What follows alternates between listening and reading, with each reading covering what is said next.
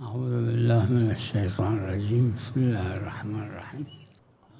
देखिए, बिल्ली के बाल के सिलसिले में चूँकि खुद रवायत में शार लफ्ज़ आया है, शार यानी बाल, शार ही व लुआब ही जो कहा है उस वो मुतलक है और एक बाल भी उस पर आएगा, और मशहूर ने भी यही समझा है और यही कबूल किया है। हम जबर दलाली नहीं कह रहे, लेकिन यही जो ज़ाहिर जुमला है, लफ्ज़ है, और एक बाल को भी शामिल करेगा शार का लफ्ज़, लिहाजा यही मशहूर ने समझा है।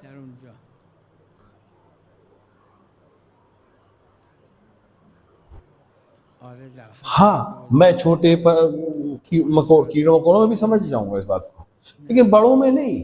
जो छोटे कीड़े मकोड़े हैं उसके अंदर नहीं आएगी ये चीज़। हाँ, छिपकली के बहुत बड़ी वाली है तो ठीक है, बात समझ में आती है, लेकिन छोटी छिपकली नहीं, क्योंकि इंसराफ मोहरज नहीं है, लिहाजा इतलाक आ जाएगा वहां पर।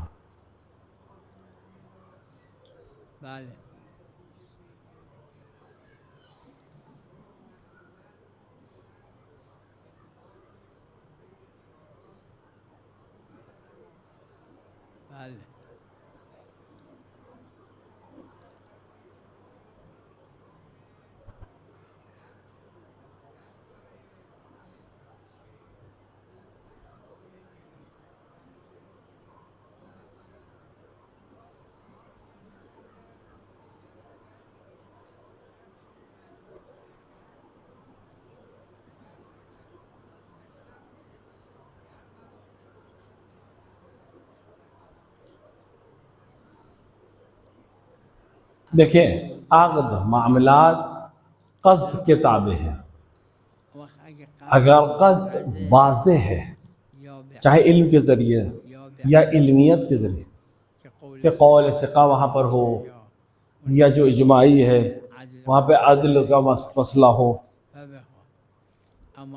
लेकिन अगर साबित ना हो, ना इल्म के ज़रिए से, ना इल्मी तरीके से, और ज़ुहूर भी ना हो, तो फिर यहाँ फ़ायदा नहीं है।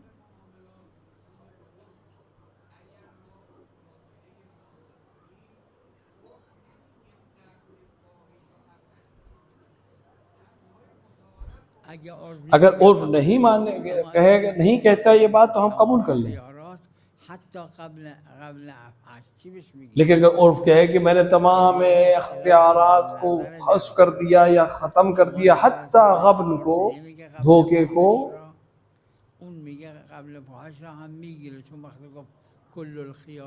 क्योंकि जब कह रहा है इंसान तमाम इख्तियारात, तो वो हर चीज़ में ज़हूर है, हर चीज़ में, यानी तमाम इख्तियारात इस मामले के उसने ख़त्म कर दिए।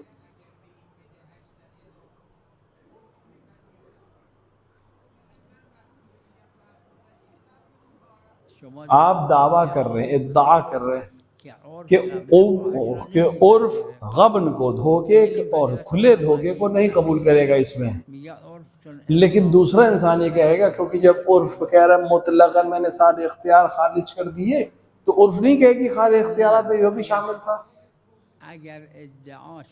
हाँ, अगर दावा खिलाफ ज़ाहिर है तो फिर मोतबर नहीं है। खुलासा ये है कि मुश्किल नहीं है, मगर ये कि आपस में इख्तिलाफ करें, तो फिर ये नौबत आ जाएगी काजी के पास, और काजी इसको हल करेगा।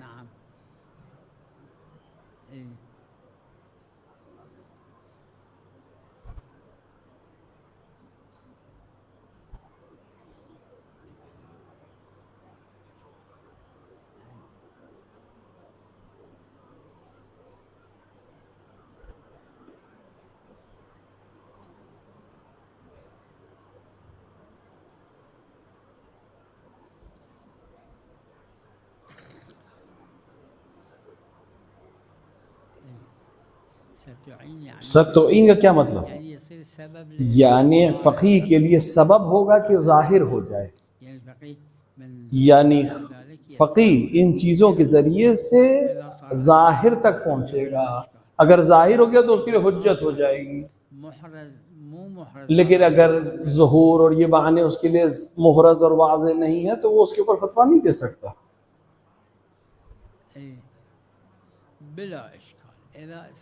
अगर जाहिर हो जाए मानी और मफहूम पैदा कर ले, अगर वसूल हो जाए, ज़ुहूर जिसे हम कहते हैं कि माने का जाहिर पैदा हो जाए तो ठीक है।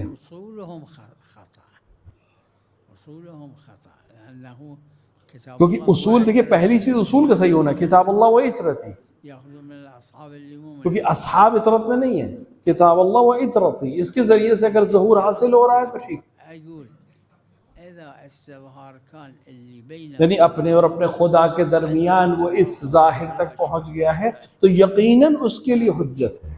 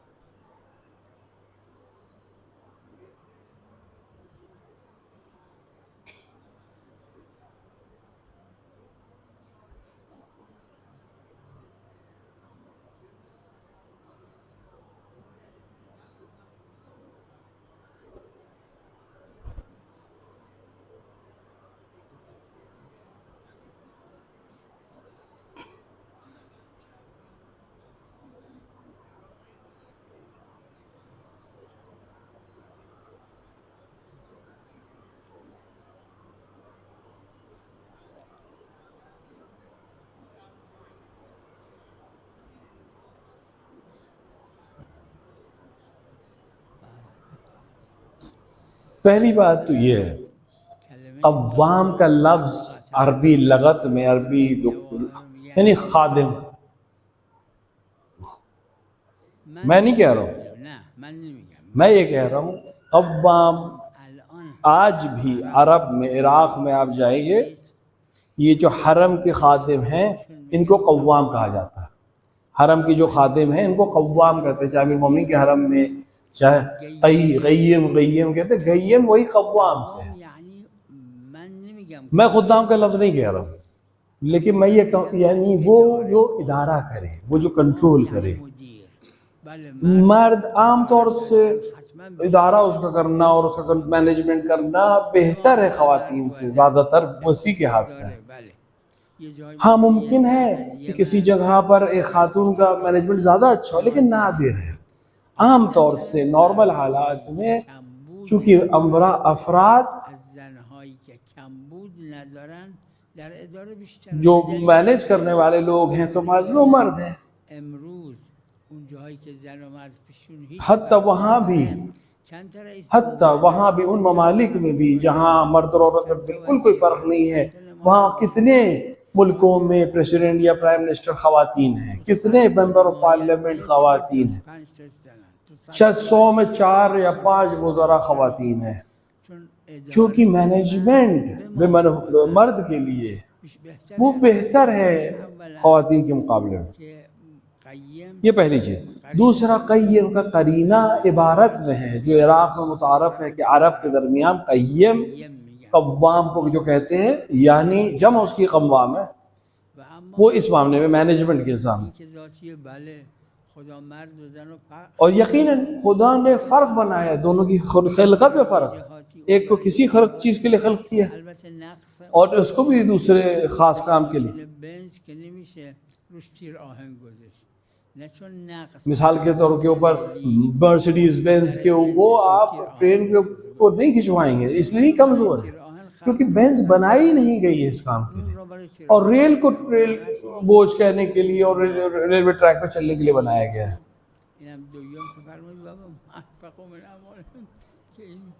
और ये उर्फी है, जिसके हाथ में पैसा है वही मैनेज करता है। हत्ता गरबी दुनिया में भी आप जाएं, 100 में कितने % खवातीन के पास ज्यादा पैसा है, ज्यादा बहुत पैसे वाले हैं, तो इख्तिसाद उनके हाथ में, तो लिहाजा इसमें कोई मसला नहीं, अपने आप में कोई मसला नहीं। हाँ, इस्तिस्नात हैं, मैं कबूल करता हूँ।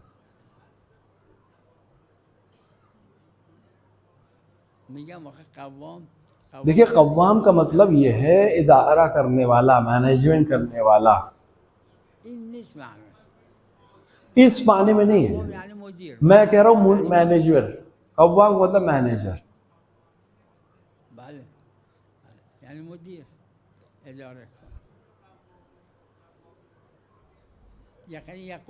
यानी कव्वाम ये मैनेजर मैनेज करेगा, इसी माने में कुरान में इस्तेमाल हुआ है।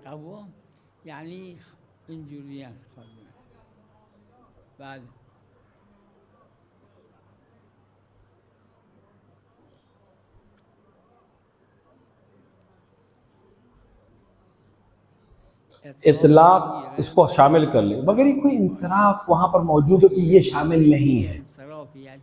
किसी शहर में, किसी इलाके में, यहाँ इलाका है, कोई इंसराफ मौजूद है, क्योंकि इंसराफ के लिए करीने की जरूरत है, कोई निशानी चाहिए। क्योंकि बिलाखिर जब इंसान कह रहे हैं तमाम इख्तियार, तो ये भी खारिज है, मगर ये कोई करीना मौजूद हो कि इस इख्तियार को ख़त्म नहीं किया है।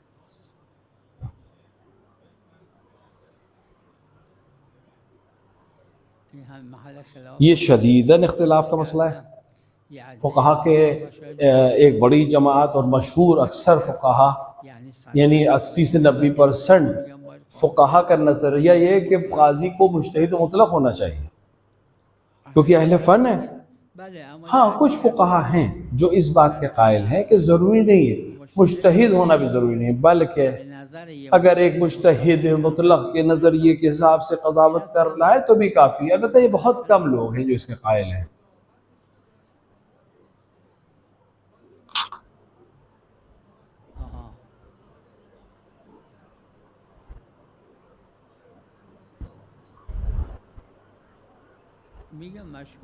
देखिए, मशहूर ने कहा है कि मुतलक होना चाहिए। आप जवाहिर और दीगर किताबों को देखें,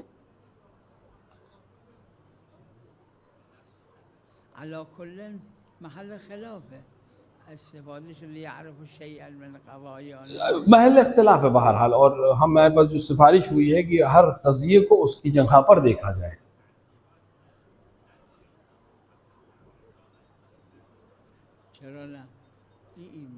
ये इख्तिलाफी नहीं, क़ज़ावत हमेशा ज़रूरी थी। कभी आमतौर से इंसानों के दरमियान इख्तिलाफ होता है, लिहाजा काजी की ज़रूरत है, हमेशा से ज़रूरत है। मिसाल के ज़मीन किसकी है, ये विरासत किसको मिलेगी, ये औलाद उसकी है कि नहीं है, इस तरह के मसाइल बहुत हैं आपस में इंसानों के दरमियान। तो हाँ, हद का जारी करना, इजरा करना एक अलग बहस है, लेकिन क़ज़ावत ज़रूरी है समाज में।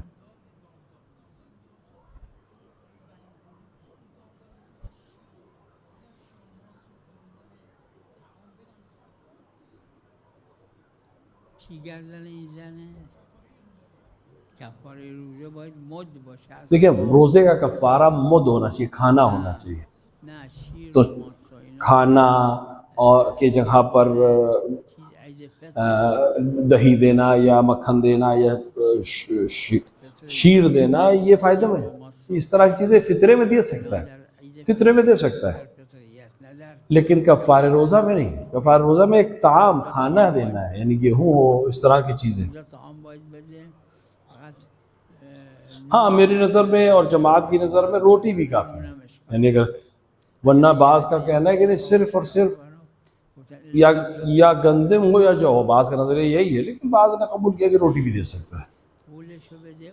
हाँ, अगर पैसा दे रहा है इस शर्त के साथ कि वो जाके गेहूँ ही खरीदेगा या जौ ही खरीदेगा और उस, हाँ वो ठीक है, बाद में जाके किसी और को बेच दे, अलग बहस है, लेकिन फ़कीर के हाथ में ताम यानी गंदम या जौ ही दे या रोटी दे।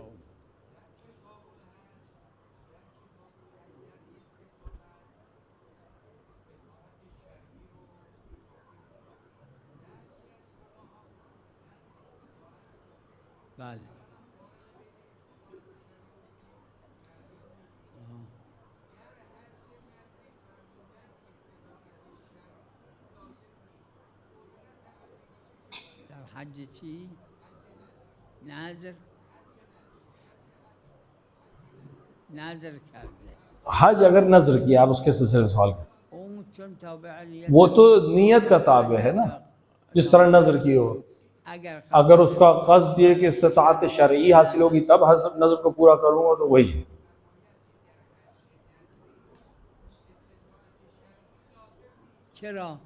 देखिए क्यों नहीं नाज़र, क्यों नहीं ये शर्त देखिए नज़र करने वाले ने क्या इरादा किया था।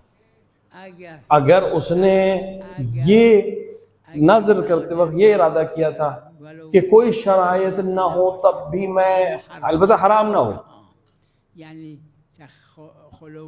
अब कुछ मरने का खतरा ना हो, इस तरह का मसला ना हो, लेकिन अगर दूसरे नुकसानात का होगा, ये नजर कर ले कि मैं हत्मन जाऊंगा, किसी भी हालत में जाऊंगा, तो शायद सही नजर में अलबत्ता।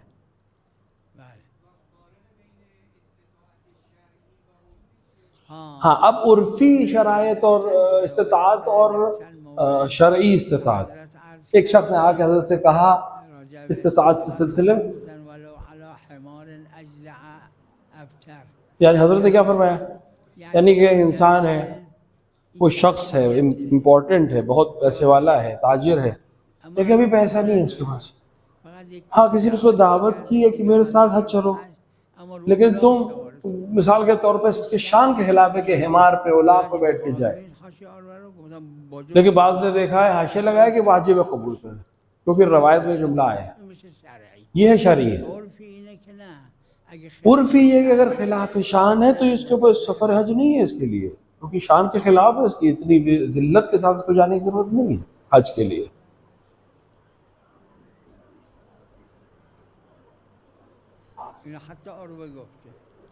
मैं इसको कबूल कर रहा हूँ, हत्ता उर्वा में भी इसका नजरिया है,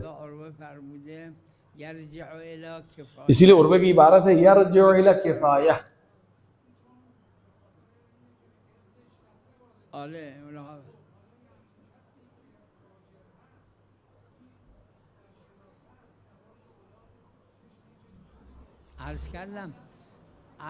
मैंने अर्ज किया चूंकि रवायत है, बाज ने कहा है शान शर्त नहीं है,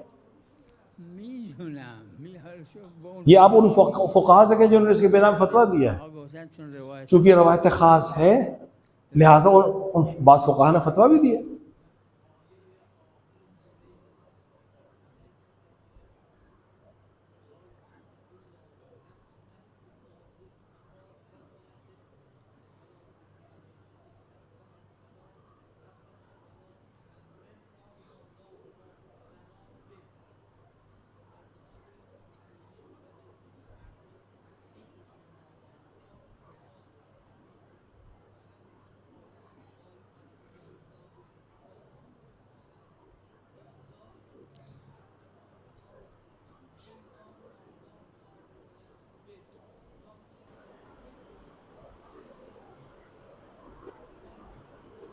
به عنوان عقوبت چه اشکال داره؟ یعنی اگه کسی یک کار حرامی کرد، نعوذ بالله زنای جبر کرد یا یه آدمی عمدن کشت، این عقوبت باید طاقت باشه، حتی طاقت نباشه میگرن میکشنش قاتل. ولا تحملنا ما لا اونجا تو آیه قرآن داره نسبت به بنی اسرائیل فقتلوا انفسکم، چرا؟ چون گناه کردن، قرآن فرمود فقتلوا انفسکم। उक़ूबत के उन्वान से क्या हर्ज है इसमें? अगर किसी ने कोई हराम काम किया है, नाउज़ु बिल्लाह कोई ज़िना किया है जबर से, या इंसान को जानबूझ के कत्ल कर दिया है, क्या उक़ूबत उसको ताकत होनी चाहिए, कातिल को कत्ल कर दिया जाएगा। इसलिए वहां रायत में जो आयत में जो जुमला है, क्योंकि गुनाह किया लेकिन लिहाजा अपने नफूस को कत्ल किया,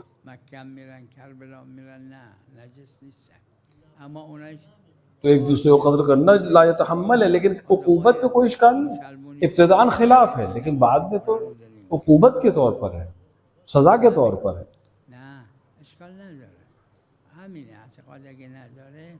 اونو من عرض کردم یه عده از فقها فرمودن که باید این اعتقاد نداره برگشت به انکار یکی از اصول ثلاثه بشه، اگر نه انکار ضروری। देखिए वो लोग जो आम लोग हैं, मक्के भी जाते हैं, करबला भी जाते हैं, वो लोग नजीस नहीं है।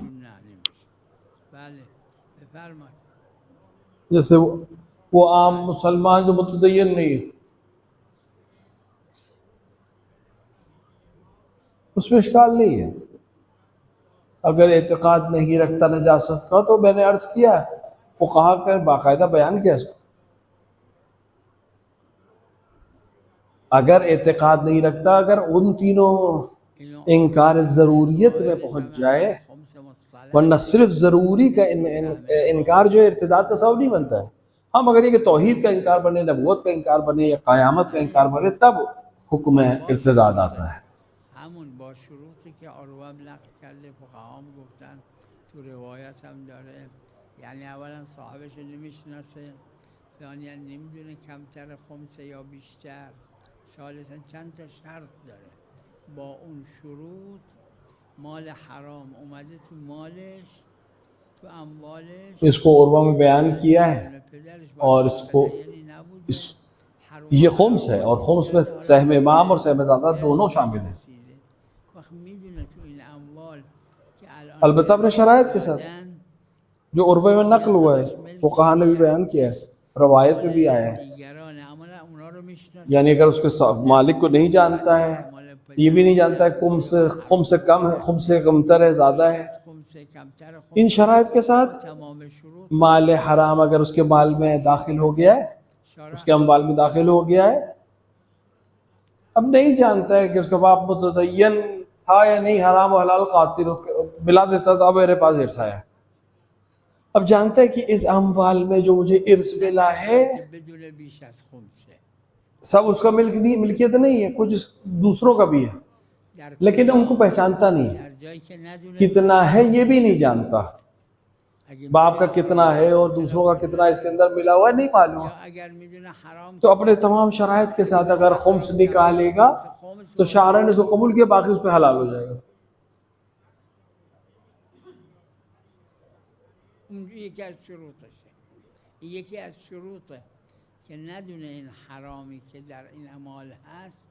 लेकिन वहां नहीं जहां पर जानता है कि खुम्स से ज्यादा है हराम, जहां नहीं जानता है हराम खुम्स से ज्यादा है, अगर जानता है हराम खुम्स से ज्यादा है, फायदा नहीं है वहां। या जानता है कि इसमें हराम कितना है, या अगर जानता है कि हराम खुम्स से बहुत कम है, तो वहां खुम्स वाजिब नहीं है। ये शराइत में है कि नहीं जानता हराम जो इसके अंदर है कम है या ज्यादा है, तो शार राजी है उसके खुम्स से।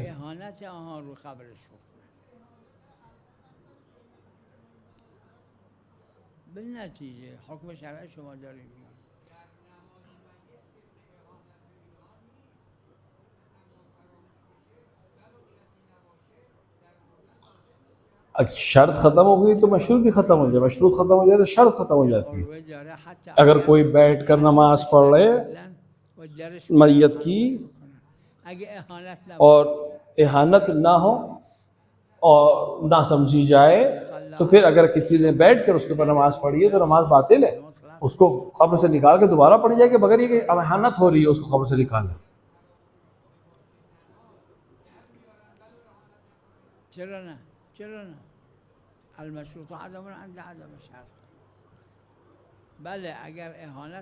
क्यों वह जरूरी है और वह मौजूद है। हद तक अगर हनूत ना किया उसको उसको बाहर निकाले, हनूत करे, मगर ये कि इहानत का सबब हो रहा हो।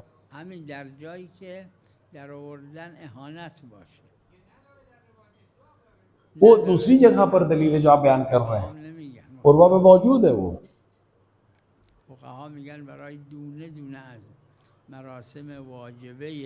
क्यों नहीं, अगर नमाज नहीं पढ़ी गई है इस पर और तो उसको बाहर निकालना सबब इहानत ना हो तो निकाल के नमाज पढ़ी जाएगी, मगर ये कि एहतिमाल इहानत हो, एहतिमाल बेहुरमती हो, तो फिर नमाज नहीं, उसके कब्र पर नमाज पढ़ी जाएगी। ये उसी जगह पर जब बाहर निकालना सबब बेहुरमती हो रहा हो तो नहीं, बाहर ना निकाले, कब्र पे नमाज पढ़े, मुतलकन नहीं है मसला।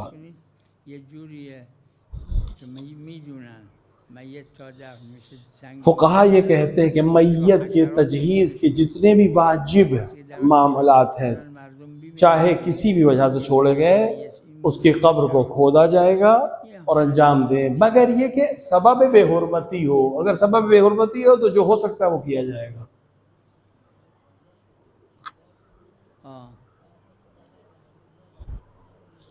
और बेहुरमती का भी तशखीस जो है वो उर्फ के ऊपर है।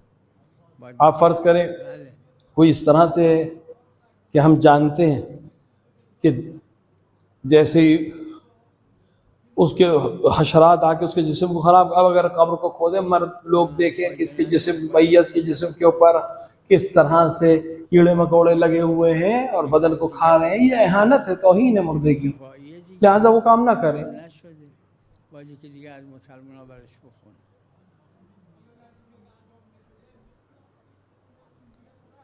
اگر تو هوا که نمیشه بخونه، باید پلوش بخونه، پلوی میت. بله.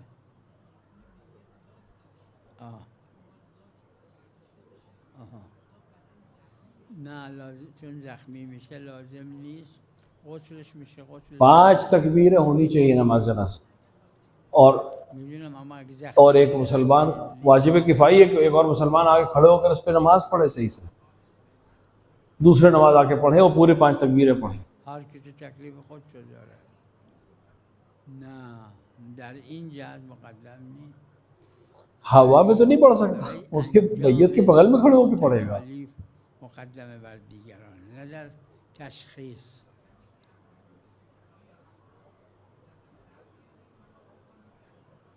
अगर जख्मी है तो फिर उसको गुस्ल देना जरूरी नहीं है, जबीरा गुस्ल हो जाएगा, यही उस हिस्से को ना खोले।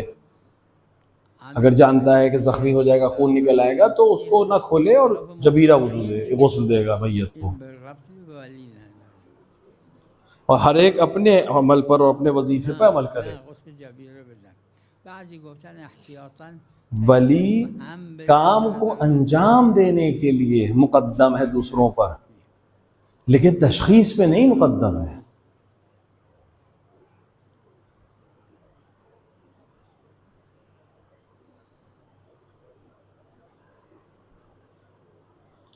देखिए, जब बाकी लोग कह रहे हैं कि ये एहानत नहीं है, इख्तिलाफ मौज़ूई है कि वली मना कर रहा है, बाकी लोग हाँ कह रहे हैं, तो फिर यहाँ उर्फ की बात मानी जाए। हाँ, जहाँ जख्म का मसला वहाँ गुस्ल जबीरा और बाज़ जगह एहतियात तयम्मुम भी दे, लेकिन मेरे नज़र में गुस्ल जबीरा काफ़ी है। देखिए, वाजिब और हराम को गलत कहा है तो फिर हरज और ज़रर जहाँ तक नहीं है उसको फिर से करे, लेकिन मुस्तहब और मकरूह है तो कोई मसला नहीं है, मुहरज नहीं है इयादा।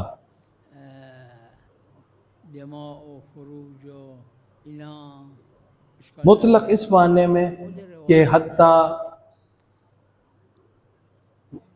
के खून और इज़्दिवाज और इस तरह के मामलात में भी हक रखता है, नहीं, ज़ाहिरन नहीं।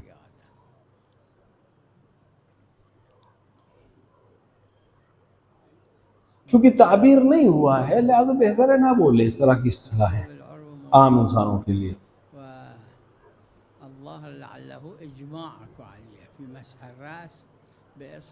ये मसला उर्वतुल वुस्ता मौजूद है और ज़ाहिरन इज्मा भी है सुबह।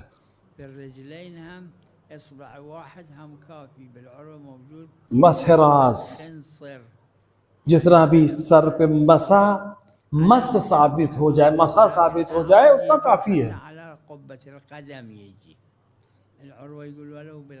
हाथ और पैरों में भी, लेकिन बेहतर ये कि चाहे एक चुंगली के बराबर हो, लेकिन पाँव के जो उभार है कट्टे का वहां तक पहुंचना चाहिए। पाँव के बीच में जो उभार है, खुब्बतुल कदम जिसे कहते हैं। देखिए, सारे मामलात, कर्ज का मामला हो या दीगर जो, ये आपस के मामले के ऊपर है, आपस में किस तरह कस्द किया था उसी हिसाब से मामला करेंगे। कर्ज मामला है, आक़द है, और आक़द दोनों के मामले पर है, क्या आपस में तय किया, आपस में क्या कस्द किया था, वो मियार है।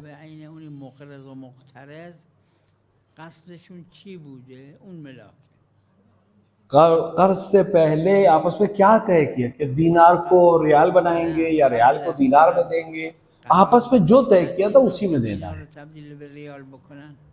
कोई नतीजे कोई अच्छे हाँ कबूल कर ले, मुसालहत करने का अलग बहस, लेकिन ज़रूरी नहीं कि वो कबूल कर ले बाद में बदलने को। जो आपस में मामला किया था उसी क़स्द के लिहाज से मामले को तमाम करेंगे।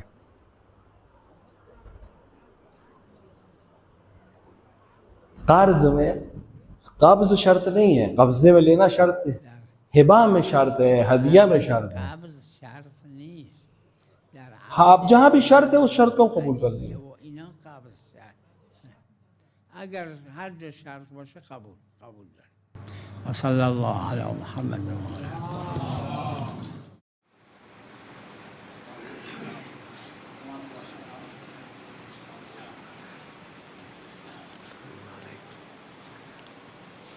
السلام عليكم، يعطيك العافية.